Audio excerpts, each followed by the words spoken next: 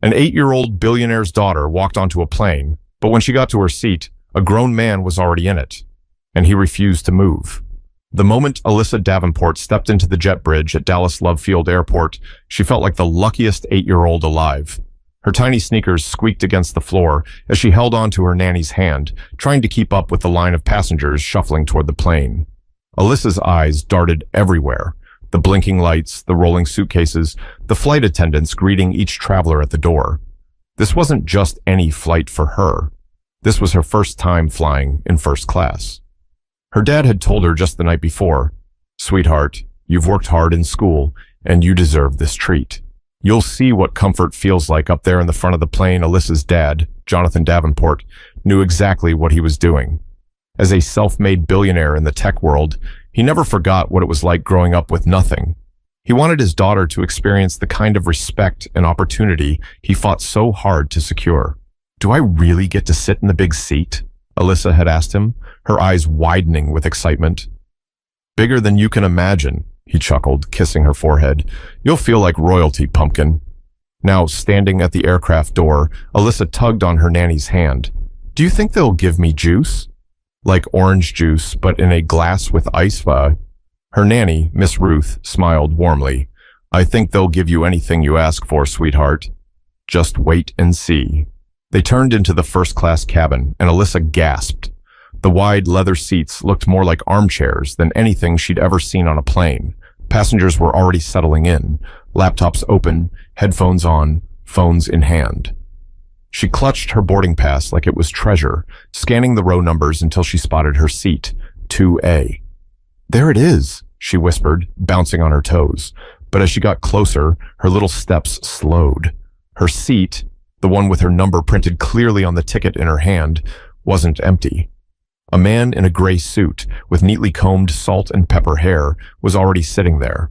He looked comfortable, one leg crossed over the other, his phone pressed to his ear.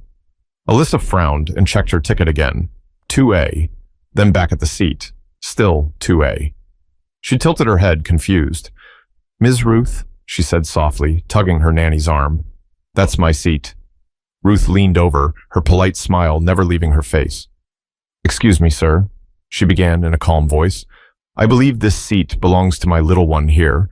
Do you mind checking your ticket?" The man, Christopher Langford, didn't even glance at Alyssa. He sighed into his phone, then looked up at Ruth with a dismissive wave. "This is my seat. I've flown this route for years." Must be some mistake. Alyssa's tiny fingers tightened around the ticket. She opened her mouth to speak, but her voice came out small. "It says 2A. That's my seat." Christopher finally looked at her then, his eyes narrowing slightly. "First class?" He gave a quick laugh, short and sharp. "Kid, these seats cost more than most people's rent. I think you should be back there with the others." He gestured toward economy without even hiding his irritation. Ruth straightened her back, her voice firmer now. "Sir, her father purchased this seat for her. It's clearly printed right here." She held out the boarding pass. "We'd appreciate it if you could double-check yours." Alyssa's heart pounded. She could feel eyes on her from the nearby rows. Passengers pretending not to watch, but their sideways glances gave them away. Her cheeks warmed as she shifted from one foot to the other, wishing her dad was here to speak up for her. But the man wasn't budging. He leaned back in the seat, adjusting his tie. "Look, lady, I don't know what kind of game this is, but I'm not moving. You can sort it out with the crew if you like." Alyssa blinked up at her nanny, unsure what to do next. She'd never seen a grown-up act like this before. But before Ruth could respond, a flight attendant started walking down the aisle. And that's when things began to change. Alyssa had always been taught to stay humble, no matter what her last name meant. Her dad, Jonathan Davenport, reminded her almost every morning, "Money can buy you things, sweetheart, but it can't buy respect. Respect is earned in how you treat people." That's why this flight meant so much to her. For weeks, she had begged her dad to let her sit up front, to see what it was like on the other side of the curtain. Jonathan had laughed at first, but the night before her trip, he surprised her with the printed ticket. "First class, seat 2A, he said, handing it over like it was a golden ticket. "Don't lose it. It's your proof you belong up there." Alyssa had clutched it all night, even slept with it under her pillow, afraid it might vanish. She wasn't thinking about legroom or fancy food. She was thinking about how proud her dad looked when he gave it to her, like he was giving her a small piece of his journey. Jonathan grew up in El Paso, Texas, the youngest of 4 kids in a house that barely fit them. He often told Alyssa about the days when he ate peanut butter sandwiches 3 times a day just to get through school. He built his company from the ground up, starting with secondhand computers in his garage. And though he now wore tailored suits and drove cars that turned heads, he never forgot those days. Alyssa was too young to understand the weight of her father's story, but she understood this much. He wanted her to walk through the world with her head high, knowing she had every right to be where she was. So when she saw Christopher Langford lounging in her seat, it wasn't just about the leather chair. It was about the promise her dad had made, that she belonged. Ms. Ruth noticed Alyssa's grip tightening on the boarding pass. She crouched down to meet Alyssa's eyes. "It's okay, sweetheart," she whispered. "You've got your ticket. That's all the proof you need." Alyssa nodded, though her stomach felt heavy. She wanted to believe Ruth, but Christopher's words had stuck to her like burrs. "These seats cost more than most people's rent. You should be back there with the others." She wanted to shout that her dad worked harder than anyone, that he earned this, but the words stayed trapped in her chest. Just then, the flight attendant arrived, a woman in her early 30s, with her hair pulled into a neat bun. Her name tag read, Miss Torres. She offered a professional smile, but it faltered slightly when she noticed Alyssa's face. "Is everything okay here?" she asked, looking between Ruth, Alyssa, and Christopher. Ruth straightened. "Yes, there seems to be some confusion. My little one's seat has been taken. She's in 2A. Christopher raised his eyebrows, as if he couldn't believe he had to explain himself again. "This is my seat. I've flown this flight more times than I can count. Maybe they printed her ticket wrong." Ms. Torres extended her hand, and Alyssa hesitated before passing her the boarding pass. The attendant's eyes scanned it quickly. She nodded. "Seat 2A, first class, that's correct." She turned to Christopher. "Sir, may I see your boarding pass?" He shifted uncomfortably in the seat. "I'm on an important call," he muttered, lifting his phone as if that excused him. Ms. Torres didn't budge. "Sir, I'll need to see your ticket to verify." For the first time, Christopher's confidence seemed to waver. He patted his suit pocket, then the inside of his jacket. He finally produced a crumpled boarding pass and handed it over. Ms. Torres read it carefully, her eyebrows furrowed. "You're in 3C, sir, just 1 row back. This seat does not belong to you." A hush seemed to fall over the nearby passengers. Alyssa's chest swelled a little, a flicker of pride breaking through her nerves. She had been right. Her dad had been right. But instead of moving, Christopher scoffed, crossing his arms. "This is ridiculous. Why should I move back a row when the kid will barely use the space? She won't appreciate it anyway." But the flight attendant wasn't the only one waiting for his answer. Other passengers were now starting to murmur, and the tension in the cabin was only getting heavier. Ms. Torres held the 2 boarding passes in her hand like evidence in a trial. She glanced again at Christopher, her tone firmer now. "Sir, your ticket clearly states 3C. That's 1 row behind this seat. You'll need to move." Christopher leaned back, spreading his arms across the seat as though to claim it more strongly. His voice rose, not enough to shout, but loud enough for half the cabin to hear. "You expect me to move for a child? This is absurd. I'm a paying customer, not some babysitter in the sky." Gasps rippled from a few passengers.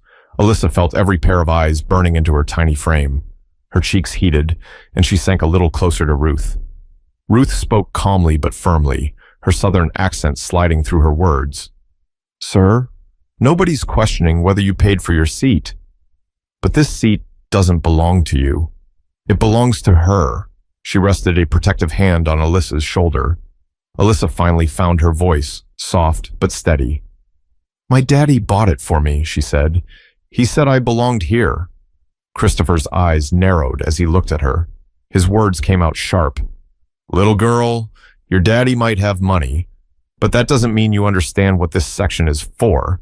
Some of us are trying to get work done, not play tea party at 30,000 feet. A woman across the aisle lowered her tablet, her face pinched with disbelief. "She has a boarding pass." "You don't. Why is this even a debate?"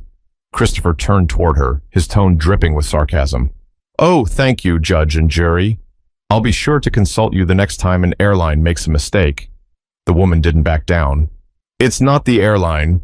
It's you. You're refusing to move. A man in row 1, clearly irritated by the delay, groaned. Can we get this sorted? Some of us have connections to make Ms. Torres lifted a hand to quiet the murmurs, but Christopher kept going. Look, this is about common sense. She's 8 years old. She doesn't need this seat. She won't even appreciate it. Let her sit with the nanny back there. Ruth's eyes flashed. I will not have you talking about her like she's invisible. She belongs here because this is her ticket. End of story. Alyssa's small hands clenched into fists in her lap. She wanted to cry, but she also wanted to prove him wrong. Her dad's words echoed in her mind. Walk through the world with your head high, no matter who doubts you. The tension was starting to thicken in the air. Ms. Torres crouched slightly, making eye contact with Alyssa. Her voice softened. Honey, don't you worry. You're right where you're supposed to be. Then she stood tall again, facing Christopher. Sir, if you don't move immediately, I'll have to call security to assist. That word, security, stirred the cabin even more. Some passengers shifted uncomfortably, others leaned in closer, eager to see what would happen next. Christopher let out a bitter laugh. Security? For what? For sitting in a chair? This is insanity. Another passenger, a middle-aged man with a baseball cap, muttered just loud enough for the row to hear, No, it's called entitlement. The word stung. Alyssa didn't fully understand it, but she could tell from the way Christopher's jaw tightened that it wasn't meant as a compliment. He snapped back at the man in the cap. Mind your own business. This doesn't concern you. But now it did. The more Christopher spoke, the more passengers seemed unwilling to stay quiet. Murmurs spread across the cabin, frustration mixing with disbelief. Some whispered words like unfair and rude, while others shook their heads in silence. Ruth leaned down to Alyssa again. Sweetheart, it's not your fault. Remember that Alyssa nodded slowly, her eyes stinging, but refusing to let tears fall. Miss Torres radioed quietly into her walkie-talkie, her voice measured. Captain, we've got a non-compliant passenger in 2A, requesting guidance. Christopher's eyes widened slightly. Wait a second. You're going to ground this plane because I'm sitting in a seat? Ms. Torres didn't answer. She only held his crumpled boarding pass out toward him. Your assigned seat is 3C. If you don't take it, you won't be flying today. For the first time, Christopher hesitated. His bravado faltered, but his pride kept him locked in place. The passengers could sense it too. The battle wasn't just about a seat anymore. It was about ego, about control, about who got to decide who belonged where. But just as it seemed he might give in, Christopher crossed his arms tighter and said 4 words that made the entire cabin stiffen. Then ground the plane. Then ground the plane. The words hung in the air like smoke. For a moment, no one moved. No one spoke. Even the steady beeps and clicks of seatbelts fastening seemed to pause. Alyssa's stomach flipped. She had never heard someone challenge authority so boldly. The woman across the aisle shook her head, muttering under her breath. Unbelievable. A man in row 2 leaned forward, addressing Christopher directly. Sir, are you hearing yourself? You're holding up 100 people because you don't want to sit 1 row back. Christopher sneered. 1 row back? That's not the point, it's the principle. First class isn't daycare, it's not a playground for spoiled kids. The words cut Alyssa sharper than she expected. She lowered her eyes, wishing she could disappear. Ms. Ruth immediately placed her arm around her shoulders, glaring at Christopher. Don't you dare talk to her like that, Ruth said firmly. She is a child, and she's more respectful than you've been this entire time. The man with the baseball cap from earlier chimed in. Lady's right. This isn't about a kid in a seat. It's about a grown man throwing a tantrum. A chuckle rose from somewhere behind them, though it was quickly stifled. The tension was thick, but the passengers were no longer silent observers. They had become witnesses and judges. Ms. Torres, still calm but visibly strained, raised her voice slightly. Everyone, please remain seated. We're working on resolving the issue. But Christopher leaned forward, pointing at Alyssa now. Tell me how this makes sense. She won't appreciate the seat, she won't use the perks, and yet I'm the one asked to move? I run a business. I've got deals to close, meetings to attend. The woman with the tablet snapped back. You run a business? Good for you. So does her father. And he bought her this seat, same as you bought yours. A low hum of agreement spread through the cabin. Alyssa felt it. The shift. Some people were with her now. She glanced up nervously, catching the woman's eye. The stranger gave her a small, encouraging smile, the kind adults give to show everything will be okay. Still, the man in her seat wasn't done. You people don't get it. This isn't about money. This is about standards. At that, Ruth's voice rose sharper than before. And what standard is that, sir? That an 8-year-old black girl doesn't belong in the same section as you? That she has to prove she deserves what was already paid for? Because that's what you're really saying. The cabin went quiet again. Alyssa's chest tightened. She wasn't sure what Ruth meant by prove, but she knew the tone. Strong, almost trembling with anger. Christopher opened his mouth, but no words came. For the first time, his face flushed and he looked away, yet pride still pinned him to the seat. Ms. Torres spoke carefully, as though weighing every syllable. Sir, this isn't optional. Either move to your assigned seat or we will have you removed from the aircraft. The pilot's voice suddenly crackled over the intercom. Ladies and gentlemen, this is your captain speaking. We are experiencing a delay in departure due to a seating dispute. Please remain calm as we address the matter. Safety comes first. Groans rippled across the cabin now. Passengers tapped at their watches, shook their heads, sighed deeply. A woman in the back called out, I have a connection in Phoenix. Come on already. Alyssa shrank deeper into Ruth's side, guilt pressing on her small shoulders. She whispered, Ms. Ruth, this is all my fault. Ruth bent low, cupping Alyssa's chin so their eyes met. Don't you ever think that, sweetheart. None of this is your fault. You're supposed to be right here. Don't let anyone tell you otherwise. But even as Ruth reassured her, Alyssa couldn't help but glance around. She saw the impatience, the frustration, the anger, not aimed at Christopher alone, but at the situation itself. And she felt small, smaller than she ever had before. Christopher, still rooted in the seat, crossed his arms and smirked. See? Now nobody's happy, and all because we can't use common sense. But before anyone else could answer him, 2 uniformed crew members appeared from the galley, their eyes set directly on Christopher's row. And the cabin knew things were about to escalate even further. The 2 crew members moved with quiet authority. One was a tall man in his late 30s with a shaved head, the other a shorter woman with a calm but serious face. Their uniforms were sharp, their body language even sharper. Ms. Torres quickly briefed them in low tones, holding out both boarding passes. The taller crew member glanced at Christopher, then at Alyssa, his eyes softening when he noticed how tightly she clutched her ticket. Sir, he said firmly, your assigned seat is 3C. We need you to move there now so we can depart. Christopher leaned back, his lips curling into a stubborn grin. I already told the other one. I'm not moving for a child. Let her sit with her nanny. This whole situation is ridiculous. The shorter crew member crossed her arms. What's ridiculous, sir, is that we're delayed because you refuse to comply with a very simple request. Boarding passes don't lie. Seat 2A belongs to her. The businessman gave a short laugh, though it sounded forced. What are you going to do? Drag me out? I've seen the videos. Doesn't end well for airlines, does it? That comment triggered murmurs from the back. A man muttered, he's testing them. A woman whispered to her neighbor, he's enjoying this. Alyssa felt her throat tighten. She wanted to vanish into the wide leather of the seat next to her, but Ruth's steady hand on her shoulder kept her grounded. The taller crew member's voice dropped lower, firmer. Sir, if you don't move immediately, the captain has instructed us to call airport security. You'll be removed from this flight and possibly banned from future travel with this airline. The businessman's smirk wavered, but only slightly. He shook his head slowly. Banned? For not moving 1 row? That's your story. Ms. Torres's patience had clearly worn thin. It's not the row, sir. It's your refusal to follow instructions. Every passenger here has somewhere to be. This is not negotiable.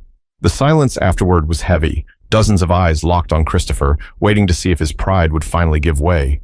Alyssa tugged gently at Ruth's sleeve. In the smallest voice, she asked, Why won't he let me sit in my chair? Ruth bent low, whispering in her ear, Because some grown-ups care more about being right than doing right. But you hold on, sweetheart. Truth wins in the end. Her words made Alyssa squeeze the ticket tighter. She wanted to believe it. She wanted her dad to be right. That she belonged here, no matter what anyone else thought. But Christopher wasn't finished. He leaned forward, pointing toward Alyssa. Look, nobody here thinks this is normal.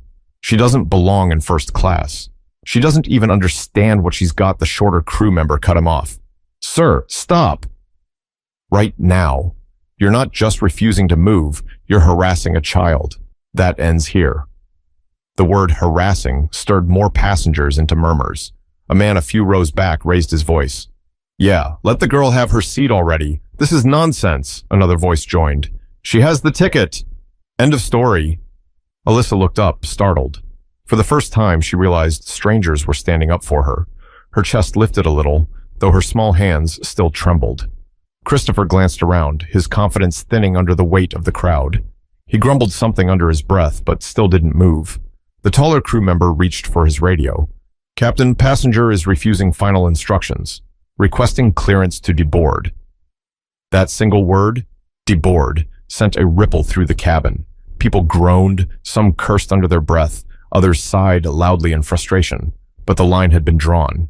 Christopher stared at the crew, jaw clenched, sweat beating on his temple. His pride was cornering him into a choice. But just when it seemed he might finally cave, the captain's voice returned over the intercom with a chilling update. Ladies and gentlemen, this flight will not depart until this matter is resolved. We are grounding the aircraft until further notice. The captain's words rolled through the cabin like a thunderclap. We are grounding the aircraft until further notice. Passengers groaned louder now. Some muttered about missing connections, others shook their heads in disbelief. A man in business attire slammed his laptop shut, muttering, "Unbelievable," all because one guy won't move. Alyssa shrank back into Ruth's side, whispering, "Ms. Ruth, everybody's mad." Ruth brushed a hand over her curls gently. "They're not mad at you, honey. Don't you carry that weight." But it was impossible not to. Alyssa could feel the eyes on her, heavy like stones. She thought of her dad's words again. Walk with your head high. Her little chin lifted just a fraction. Christopher, however, leaned forward, his voice sharp. You hear that? This whole plane isn't moving because of this circus. And you're blaming me? She's a child. She doesn't even need the seat. The shorter crew member stepped closer, lowering her tone, but making sure everyone could hear. Sir, let's be clear.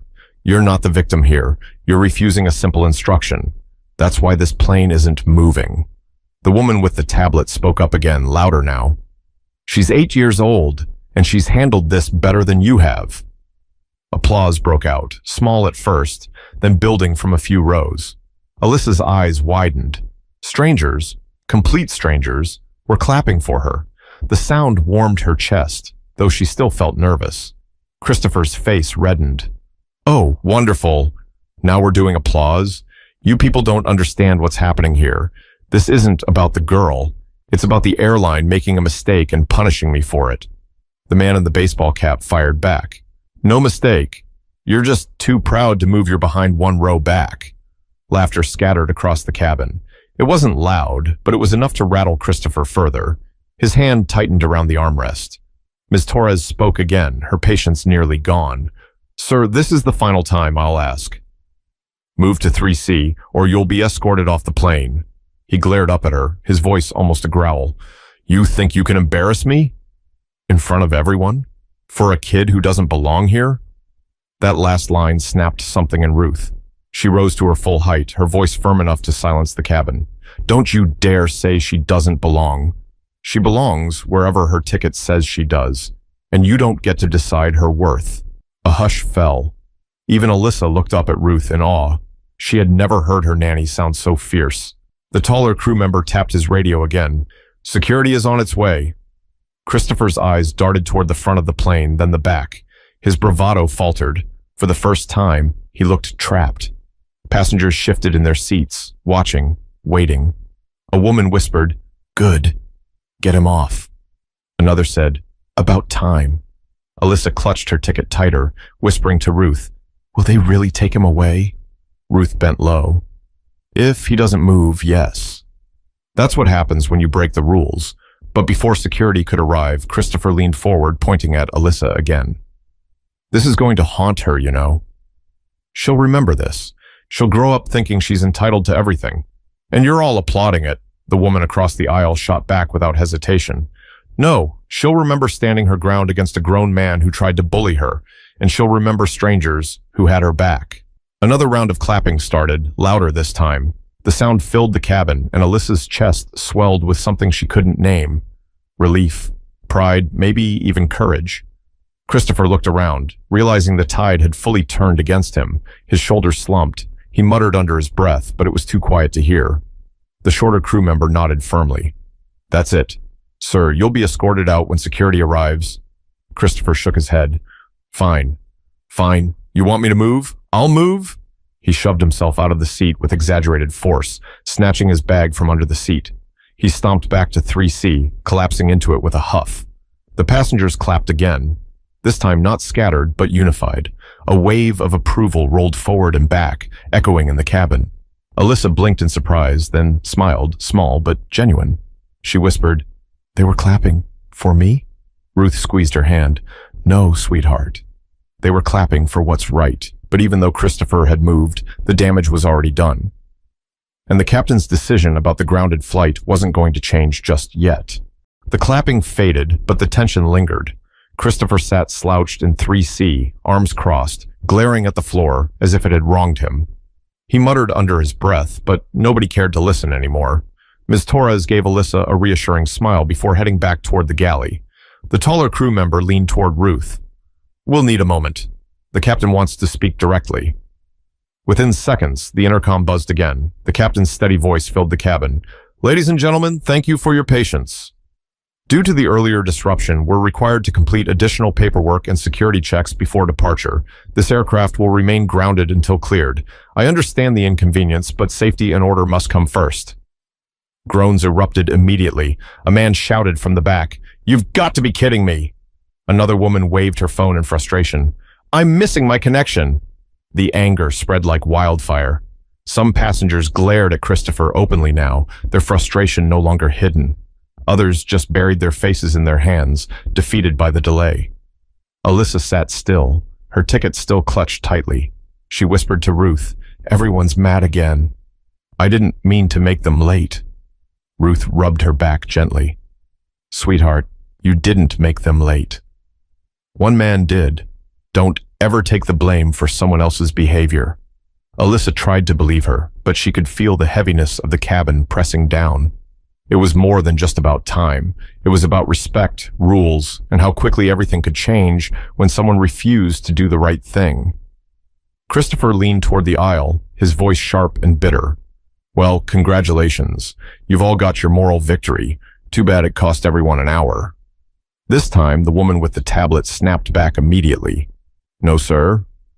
Too bad you cost us an hour. The baseball cap man added, Yeah, don't blame the kid. You wanted this fight? A few passengers clapped again, though it was shorter this time, fueled more by exhaustion than celebration. The captain's voice returned. We appreciate your cooperation. Once cleared, we'll resume boarding procedures. Until then, please remain seated. The cabin settled into a tense silence. Alyssa shifted in her oversized seat, glancing at the man who had tried so hard to keep her from it. He looked smaller now, despite his broad frame. Smaller because no one respected him anymore. She turned back to Ruth. Daddy said money can't buy respect. Was he talking about people like him? Ruth gave her a soft, proud smile. Exactly like him. Respect isn't about money. It's about how you treat people when you think no one's watching. That answer settled into Alyssa's young heart like a stone skipping across water, leaving ripples she knew she'd carry with her. The passengers slowly quieted, scrolling on phones, adjusting their seats, whispering to neighbors. The drama had cooled, but the lesson lingered in the stale air of the cabin. For Alyssa, the leather of 2A no longer felt like just a big seat. It felt like a promise her dad had made, a promise Ruth had defended, and a promise strangers had clapped for. But as the engine stayed silent on the tarmac, one truth became clear. The flight might take off later, but what happened here would travel far beyond the runway. The engines finally roared to life nearly an hour later, but the cabin still carried the echo of what had happened. Passengers shifted, sighed, and tried to settle back into the rhythm of travel, yet the story of row 2A lingered in the air like a shadow. Alyssa sat quietly, her small legs dangling above the carpet, her boarding pass tucked safely into her backpack. Ruth leaned back, finally letting out the breath she had been holding for what felt like hours. "You okay, sweetheart?" Ruth asked softly. Alyssa nodded, though her eyes were still thoughtful. Why was he so mad at me? Ruth brushed a hand over her curls. Because sometimes, when people see someone who doesn't look like what they expect, they can't accept it. Doesn't matter if you're a child. Doesn't matter if you're kind. They see what they want to see. Alyssa frowned, processing the words. But Daddy said I belong anywhere my name is on the ticket. Ruth smiled gently. And he's right. Don't let anyone tell you otherwise. Today proved it. Alyssa leaned her head on Ruth's arm, whispering, I think Daddy would be proud. And he would have been. Proud not because she had sat in a fancy seat, but because she had held her ground even when a grown man tried to take it away. Christopher, meanwhile, sat stiffly in 3C. Nobody spoke to him. Nobody offered him sympathy. He had all the money in the world to buy comfort, but no one in that cabin respected him anymore. Respect wasn't for sale. As the plane climbed into the sky, passengers began to relax. The woman with the tablet leaned across the aisle, smiling at Alyssa. You did nothing wrong, sweetie. Don't forget that Alyssa gave her a shy smile back. Thank you. The man with the baseball cap raised his cup of soda in her direction. To seat 2A, may you always keep what's yours. Scattered chuckles broke the tension, and even Ruth laughed softly, patting Alyssa's hand. For the rest of the flight, Alyssa sat quietly, staring out the window as the clouds stretched below like an endless sea. She didn't fully understand why a seat had caused so much anger, but she understood this much. People had seen her, people had defended her, and she had learned that standing your ground didn't mean standing alone. When the wheels finally touched down in Phoenix, passengers filed out one by one. Some gave Christopher pointed looks, others ignored him completely. But a few paused to smile at Alyssa, to remind her that she had nothing to be ashamed of. Ruth adjusted Alyssa's backpack as they stepped off the plane. Remember this day, sweetheart, she said softly. Not because it was scary, but because it taught you something important. Alyssa looked up. That money doesn't make you right? Ruth nodded. And that kindness, truth, and courage will carry you further than any seat on any plane. The little girl smiled, her heart lighter now. She understood, and she knew her father would want her to carry that lesson everywhere she went. This isn't just a story about a seat on a plane. It's about entitlement. It's about prejudice. And most importantly, it's about the power of standing firm, even when you're only 8 years old. If you take anything from Alyssa's story, let it be this. Never let anyone decide where you belong. Your worth isn't measured by what others say. It's shown in how you carry yourself and how you treat people when no one's watching. And if this story moved you, share it with someone who needs the reminder, because respect, kindness, and courage aren't just lessons for children. They're lessons for all of us.